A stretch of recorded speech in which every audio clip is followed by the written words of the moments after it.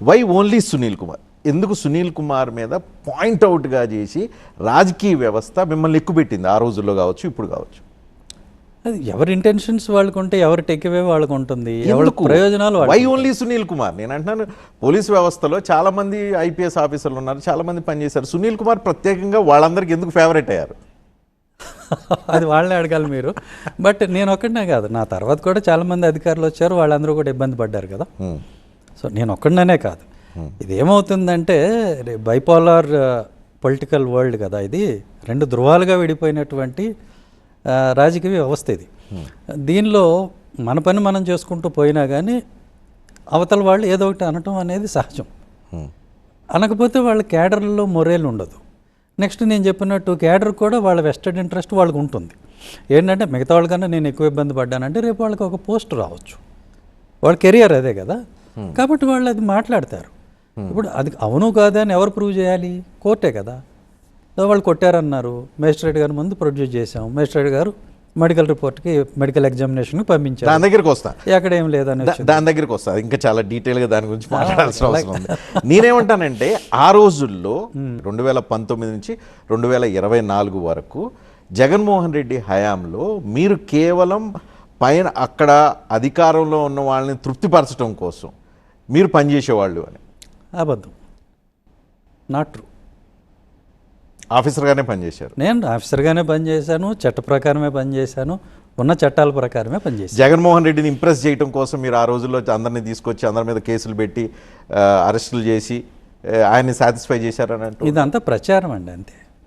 రోజు సజ్జల రామకృష్ణారెడ్డి దగ్గర నుంచి బ్రీఫింగ్ తీసుకుంటా ఉంటారని చెప్పి అనేవాళ్ళు. ఎవరిని అరెస్ట్ చేయాలి, ఎవరి మీద కేసులు పెట్టాలి, ఏం చేయాలి అని. ఏం లేదండి, అట్లా ఏం లేదు, నథింగ్ లైక్ దట్. ఆయనకు అసలు తెలియని కూడా తెలియదు సజ్జల గారికి. రోజు సజ్జల రామకృష్ణారెడ్డి విల్లా, ఆయన ఉండే విల్లా ఏరియాలో రోజు పొద్దున్నే వెళ్ళి ఆయన దగ్గర బ్రీఫింగ్ తీసుకునేవాళ్ళు. అదే నేను విన్నాను.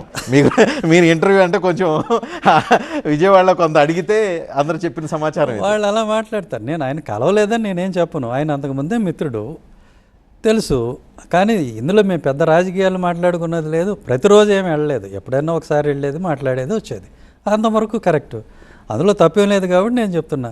తప్పు అనుకోండి, అబ్బాయి నేను ఎప్పుడు వెళ్ళలేదు, మీ దగ్గర ఫోటో ఉందని అడిగేవాడిని కాదు కదా. వెళ్ళాను, కరెక్టే.